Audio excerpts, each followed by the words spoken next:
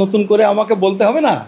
আপনারা বহুকাল থেকে জানেন, আপনারা এমন একটা দলকে ভোট দিতে বাধ্য হয়েছেন বহুদিন ধরে, যেটা আপনারা দিতে চান না, কিন্তু শুধু এদের আটকাবার জন্য আপনারা দিয়েছেন। কিন্তু যেভাবেই হোক তারা ক্ষমতায় এসে গেছে, ফলে তারা আপনাদের খুব সুনজরে দেখবে এরকম নয়, কিন্তু এটা শুধু আপনাদের সুনজরে দেখবে তা নয়। আসলে এই যে আরএসএস বিজেপির যে গভর্নমেন্ট, আপনাকে তো জানতে হবে এদের ইডিওলজিক্যাল যে স্ট্যান্ড পয়েন্ট সেটা কি। ওদের হেডকোয়ার্টার নাগপুরে।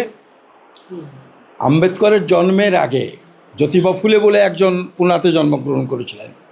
তারপরে গোটা বিদর্ভ এলাকা, মানে এই যে নাগপুর ঘিরে যে মহারাষ্ট্রের যে এলাকাটা, এই রিজিয়নে একটা দলিত মুভমেন্ট তৈরি হয়েছিল, যারা এই যে ভদ্রলোক শ্রেণী, উচ্চবর্ণ শ্রেণী, তাদের কর্তৃত্ব থেকে বেরিয়ে আসার লড়াই শুরু করেছিলেন। আসলে সেইটাকেই সাপ্রেস করবার জন্যে আরএসএসের জন্ম হয় মূলত। প্রথম এটা বলছি, তারপরে তো তা আস্তে আস্তে অনেক শাখা প্রশাখা ছড়িয়েছে। ফলে এরা দলিতদের যে আত্মমর্যাদার আন্দোলন, অধিকারের আন্দোলন, সেইটাকে ধামাচাপা দেওয়ার জন্যে, সাপ্রেস করার জন্যে আরএসএসের জন্ম, এবং তার হেডকোয়ার্টার ওই জন্য নাগপুরে করেছিল। নাগপুরে হচ্ছে বিদর্ভ এলাকার কেন্দ্র। ফলে এরা দলিতদের, নিম্নবর্ণীয় মানুষের ভয়ঙ্কর বিরোধী, এবং সেইখান থেকে পরবর্তীকালে আম্বেদকর যখন এসেছেন তখন সেইটাই হয়েছে।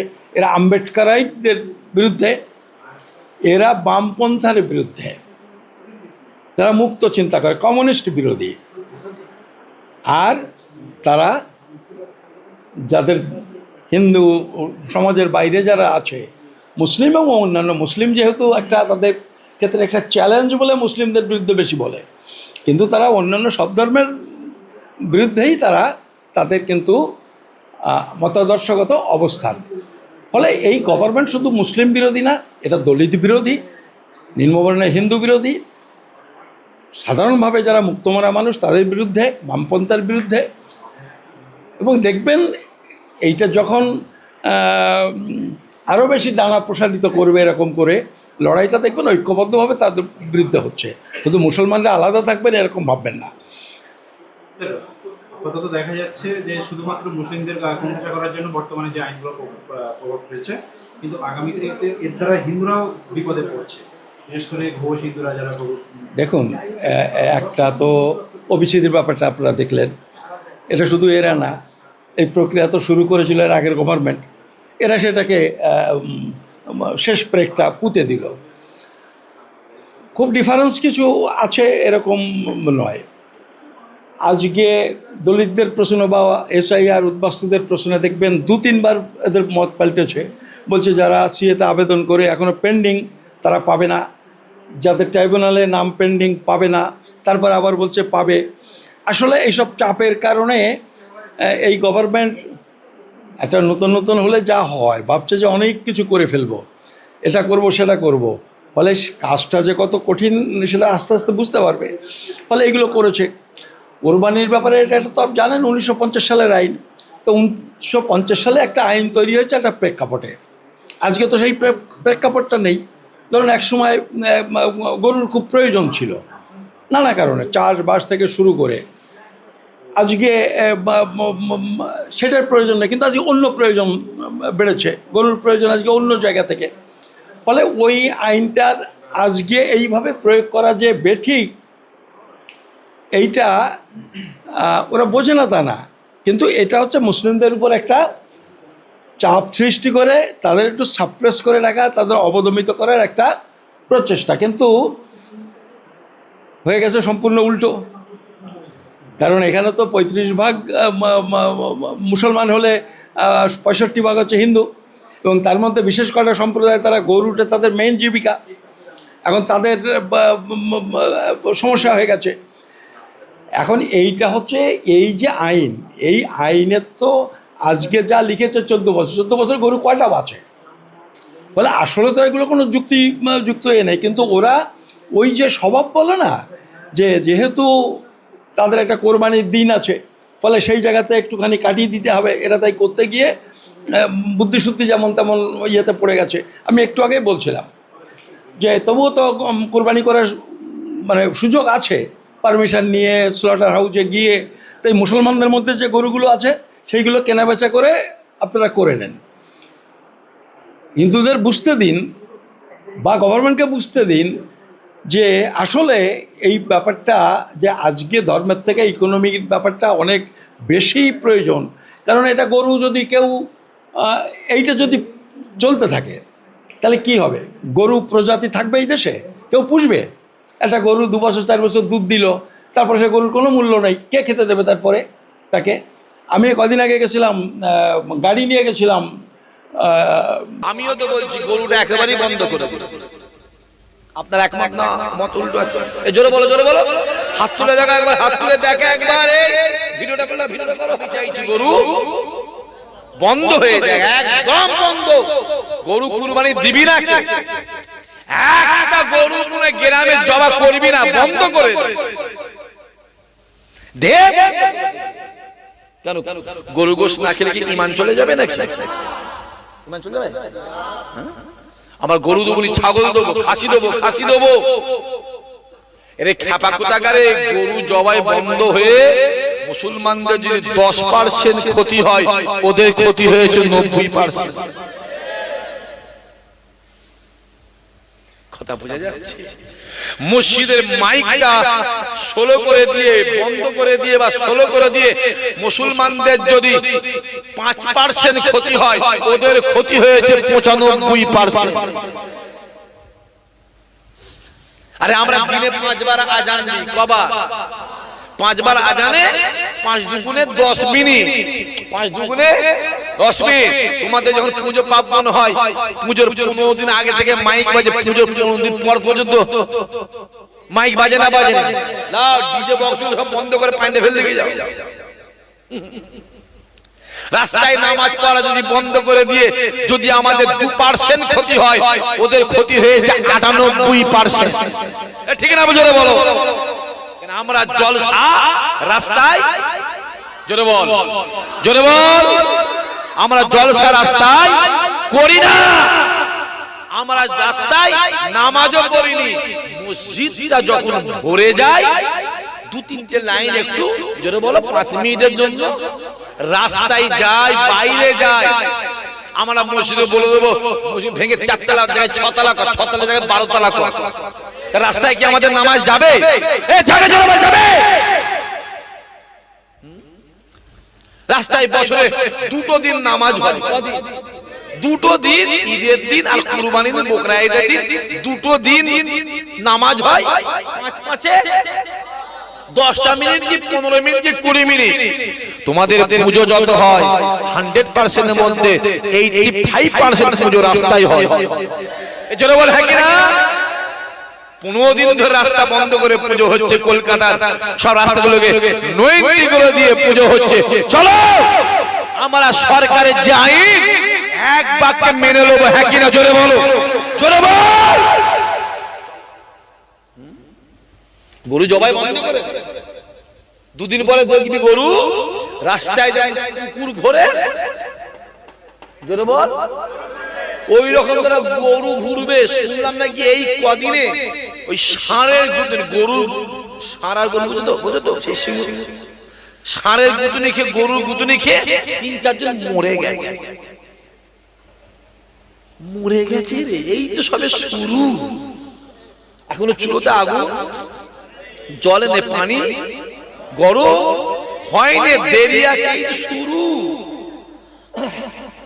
একটা গরু মুসলমানরা কেউ জবাই করবিনি, আর কেউ কুরবানিও দিবি। যে গরুটার দাম 20,000 টাকা, মুসলমানরা ওই গরুটা কিনে 50,000 টাকা। হ্যাঁ কিনা? জোরে বলো। যে গরুটার দাম 40,000 50,000 টাকা, কুরবানি দেখিয়ে দিয়ে ওই গরুটা 1.5 লাখ 2 লাখ 2.5 লাখে বিক্রি করা হয়। ঠিক না? বল, জোরে বলো।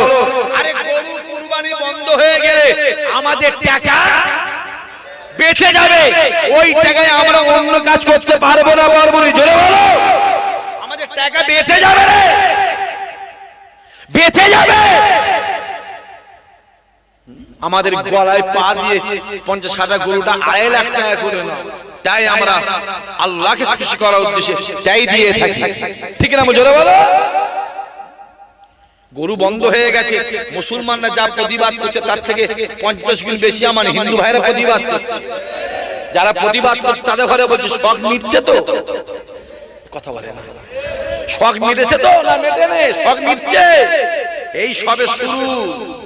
শিরুল কাস আর শিরুল টাইপ আর মুসলমানদের মধ্যে চলছে, এরপরে মধ্যবিত্ত আছে না না, জোরে বলা আছে না না। চলো আবার শুনলাম ইমাম ভাতা নাকি বন্ধ হয়ে গেছে, কথা বলে না, ইমাম ভাতা বন্ধ হয়ে গেছে, একদম ঠিক করেছে। শুধু আমাদের ইমাম ভাতা বন্ধ হয়নি, ওদের পুরোহিত ভাতাও বন্ধ হয়ে গেছে। আমাদের ছিল কত 3000, জোরে বলো, জোরে বল, আর ওদের ছিল 12400 টাকা। লস কাদের হলো, জোরে বলো কাদের হলো? বাঁশ কেন ঝাড়ে, কথা বুঝতে পারিনি, বাঁশ কেন ঝাড়ে আয় আমার কোলে, কথা বোঝা যাচ্ছে? চলো একটা গরু তো জবাই করি, আমি তো খাসি কিনেছি 9টা, কটা 9টা, দেখা যাক কটা দেওয়া যায়। একটা গরু 50,000 টাকা দাম, 100 কিলো ওজনের গরু কি 110 কিলো 20 কিলো ওজনের গরু দাম কত? 50। আমাদের নাম কত হবে একটা গরুতে? 7টা। আমরা 4000 টাকা খাসি 7টা দেবো, 28,000 টাকা মিটে যাবে। এ কথা বলেন না কেন, কথা বলেন না কেন? চলো আমাদের অসুবিধা নেই, কারণ মুসলমানরা প্রথম থেকে কষ্ট সহ্য করা অভ্যাস আছে না? হ্যাঁ চলো। আর গরু বন্ধ হয়ে গেলে মুরগি সে কিলোটা 1000 টাকা হবে, আর খাসি 4000 টাকা। আর মুসলমানদের অভ্যাস আছে এরা ধার করেও খাসি খাবে, জমি বিক্রি করো, জোরে বলো, এরা খাবে, এরা জান দিয়ে দেবে খাওয়া, জোরে বলো। রোজার সময় দেখিসনি মিষ্টির দোকানগুলো কি অবস্থা, কেঁদে মরে যাচ্ছে। রমজান মাসে দেখুনি তোমরা মিষ্টির দোকানগুলো কেঁদে মরে যাচ্ছে। ঈদের দিন যেন আমাদের থেকে ওদের বেশি খুশি হয়। আরে কালীতলা মরে যেয়ে দেখবি সব, ঈদের দিন আমাদের থেকে ওদের বেশি খুশি হয়। কাল থেকে মুসলমানরা খাবে, আরে মুসলমান না খেলে ওদের দোকান উঠে যাবে। সব দিকে চলছে, ওরা যখন আমাদের জুলুম চলছে, তাহলে আমাদের বুঝে শুনে চলার দরকার আছে না না, জোরে বলো। এরপরে কাপড়ের দোকানে কাপড় কিনতে গেলে বুঝে কেনার দরকার আছে না নাই? মুদিখানার দোকানে মুদিখানা মাল কিনতে গেলে বুঝে কেনার দরকার আছে না না? অন্যান্য মাল জল বাজারে কিনতে গেলে দেখে শুনে কেনার দরকার আছে না না? আমি আর বলছি আরো 6 মাস যাক তারপরে হবে, বলেছি না মৌলানা আমি আপনাকে সেদিন, আমি দেখি একটুখানি 6টা মাস যাক। আবার বলছি যুবক, এতদিন আমাদের লড়াই ছিল, জোরে বল, চিল্লে বলো, ছায়ার সঙ্গে আন্দাজে লড়াই, অন্ধ লোক লড়াই করছিল। একদিন আমরা, জোরে বলো, অন্ধ ছিলাম, অন্ধ লড়াই করেছি। একদিন আমরা অন্ধ ছিলাম, অন্ধ লড়াই করেছি, ছায়ার সঙ্গে লড়াই করেছি। এবারের লড়াই হবে গণতান্ত্রিক প্রক্রিয়ায়, সামনাসামনি লড়াইয়ের দরকার আছে না নাই? জোরে বলো, জোরে বলো। দেখতে পাওনি কি চলছে? মসজিদের মাইক গুলোকে খুলে দেওয়া হলো, হোক বন্ধ করতে, কেন মসজিদে মুসল্লি কটা আছে আমরা জানি, কথা বলে না। প্রত্যেক গ্রামে মসজিদ আমাদের আছে না না? এই গ্রামে নামাজি ওই গ্রামে পড়তে নামাজ যায়, আর ওই গ্রামের মুসল্লি এই গ্রামে পড়তে আসে। আমার যে যার গ্রামের নামাজ সে তার গ্রামে মসজিদে পড়ি। কোন সময় আজান হয় আর কটার সময় জামাত হয় আমাদের জানা আছে না নাই? জোরে বলো। বন্ধ করে দাও, বন্ধ করে দিল আমরা ঠিক মতো সময় মতো মসজিদ চলে যাব, বন্ধ করে দাও। রাস্তায় নামাজ হবে না, হবে না, ঠিক আছে, রাস্তায় পুজো নয়, কেন আইন সবাইয়ের জন্য, জোরে বলো, আইন যেন সবাইয়ের জন্য সমান। দেখতে পাচ্ছেন কি চলছে? আমি তো দেখলাম আমার হিন্দু মা বোনগুলো হাউ হাউ করে কাঁদছে, বলছে কেউ বলছে 5 লাখ, কেউ বলছে 7 লাখ, কেউ বলছে 20 লাখ, কেউ বলছে 30 লাখ টাকা ধার দেনা করে কারবারে লেগেছে। আমি আবার কদিন আগে দেখলাম ওই মগরাহাট বারাসাত বলে একটা জায়গা আছে, এইদিকেই তো না না, গরু বিক্রি করতে গেছে হিন্দু ভাই এক বিক্রি করতে গরু, মুসলমানরা বলেছে গরু আমরা তোরাও বলবি আমরা গরু, তুমি গরুটা বিক্রি করে দিয়ে টাকাটাকে থুতু দিয়ে শুধু নিয়ে চলে যাচ্ছে, টাকাটাকে থুতু দিয়ে গুনে গুনে গুনে, কথা বুঝতে পারছি নিয়ে চলে গেলে। রাস্তায় গরু নিয়ে যাওয়ার সময় যত জুলুম আমাদের উপরে, আমরা গরু তোমাদের খাবো না আর কিনবো না। দুটো পয়সার জন্য গরিব মানুষ গরুটা বয়ে বয়ে নিয়ে যাচ্ছে, তাকে ধরে দুমদাম পিটছে, আছে না না? হ্যাঁ, গরিব গাড়ি ভাড়া দিয়েছে, গাড়ির মালিক ভাড়া দিয়েছে, ড্রাইভার খালাসি, দুটো পয়সার জন্য গরুটাকে নিয়ে বয়ে বয়ে বয়ে বয়ে নিয়ে যাচ্ছে, তাকে ধরে রাস্তায় গায়ে থেকে নেবিয়ে দিয়ে ধুমধাম পিটাপিটি করছে। আরে পিটাপিটি করে কত করার দরকার হয়? এই গরুগুলোকে না মেরে রাহব বোয়ালগুলোকে মারো না, ঠিক না? বলো বলো, গরুগুলোকে মারছে কেন? ওই বড় বড় গুলোকে মার। হ্যাঁ, ভারতবর্ষের ভিতরে 10টা 12টা কথা বললাম, জোরে বলো, 12টা বড় বড় বিফ এক্সপোর্ট কোম্পানি আছে। তার মধ্যে 10টা হলো ওদের, 2টো হলো আমাদের। সব থেকে বড় হলো আলকাবি, তারপরে আরবিয়ান এক্সপোর্ট। এই সব মালিক পুরা, কথা বোঝা যাচ্ছে? আমাদের ঘরে বন্দুক রেখে শিকার করার ধান্দা। হ্যাঁ, গরুটা বন্ধ করে দিয়ে এখানে গরু জবাই করে গরু গোশ বিক্রি হয়, 250, 300, 400 বিক্রি হয়। এইটা বন্ধ করে দিয়ে ওই গোশটাকে গরুটাকে নিয়ে উত্তরপ্রদেশ, দিল্লি, বোম্বে, সুরাট, গুজরাট, মিরাট, আহমেদাবাদ, এলাহাবাদ, হায়দ্রাবাদ, মোরাদাবাদ, উড়িষ্যা, পাঞ্জাব, বিহার নিয়ে গিয়ে গরুগুলোকে আলাদা জবাই করে বাইরে পার করে বিক্রি করবে 1500, 2000, 3000, 4000 টাকা কিলো। কথা বোঝা যাচ্ছে না? যাই না? আর ওদের ফাঁদাবাদে পা দিয়েছো, দাও, আমাদের অসুবিধা নেই। ভারতের সাংবিধানিক আইন আমরা মুসলমানরা আজীবন মেনে এসেছি, এখন মেনে যাব, ভবিষ্যতেও। জোরে বলো, ভবিষ্যতেও জোরে বলো। চলো, কি হয়েছে? হই হই করছো, যত জুলুম, জোরে বলো, আমাদের উপরে জুলুম চলছে। আমাদের উপরে জুলুম করে কিছু হবে না। আমাদের রক্ত রক্ত রক্ত রক্ত রক্ত রক্ত সব জুলুম সহ্য করে আসছে না, আসে না? জোরে বলো, আসছে। আমি আজ দেখলাম একটা ট্রেনে একটা বুড়ি মারে 70, 75, 80 বছর বয়স, ট্রেনে উঠেছে। মুসলমান দেখে, হ্যাঁ, মুসলমান দেখে তার ব্যাগ চেক করছে, আটাগুলো ঘাটছে, ছোট ছোট মাছ আছে, মাছগুলো ঘাটছে। হ্যাঁ, যেন মুসলমান হয়ে যেন ও যেন বিপদের মধ্যে পড়ে গেছে। মাঝে মাঝে আমাদেরও মনে হয় মুসলমান হয়ে যেন বিপদের মধ্যে আছে, কিন্তু যত আমাদের মনে হচ্ছে মাথায় রেখে দিই, খোদার কসম, আমরা আল্লাহ আমাদের ঈমানকে মজবুত করছে। জোরে বলবি না? আর বাংলাদেশে কি হয়েছে একটা ঘটনা, সেইগুলো মোবাইলে তুলে তুলে, আমার কথা বুঝতে পারছো, তুলে তুলে তুলে তুলে আমাদের ঘরে বদনাম করাচ্ছে। ওই রকম ঘটনা আমরাও তুলি, তোমরা চোখ কান মুখ খোলা রাখতে পারবে না। কি জুলুম তোমরা করো আমরা জানি। তারপরেও বলবো, আইনের পথে চলবে, আইনের পথে চলবে। আমার আইনকে সম্মান করে একটা কুরবানি দেবে না। কুরবানি হুজুরা বলে শুনেন না আপনারা, চাচারা, বাপেরা, ভাইয়েরা বলে দিচ্ছে কুরবানি দেবে না, কুরবানি দেবে না। আবার একটা প্ল্যান চলছে, হঠাৎ করে বলে হ্যাঁ কুরবানি চলে বলে ওদের গরুগুলো বিক্রি করে দেবে। শুনছেন? কথা বলে না, কুরবানি হবে বলে ওদের গরুগুলো সব বিক্রি করে দেবে, আর কুরবানি রাতে বলবে কুরবানি হবে না। মাথায় থাকে, তুমি কুরবানি করবে গ্রামে, পাশ থেকে ফোন করে বলে দেবে অমুক কুরবানি করছে, পুলিশে তোমায় তুলতে চলে যাবে। সব প্ল্যান চলছে, সব অন্য প্ল্যান আছে। খবরদার, ওদের ফাঁদা পাতে পা দিবার দরকার নেই। খাসি দে, কি দিবি? আরে আল্লাহ রে, এবারে কি বলবো, একটা গরুতে নাম কটা? জোরে বলো। তাহলে আমার 7টা, ওই গরুটার দাম কত? 50,000। তাহলে আমার যে 7টা খাসি দিই, দাম কত? 35-40,000। তাহলে গরু হচ্ছে কটা? একটা জবাই গেলে 7টা মিলে যাচ্ছে। আর খাসি করা করতে হচ্ছে, জোরে বলো, 7টা করতে হচ্ছে। 1 বছর যদি আমরা ধরে যদি এইভাবে কুরবানি দিই, ও খাসি আর থাকবে না এলাকায়। বুঝতে পারেন? হ্যাঁ, আমার কথা বুঝতে পারলেন আপনি? আমরা একটা গরুতে কটা নাম পেয়েছি?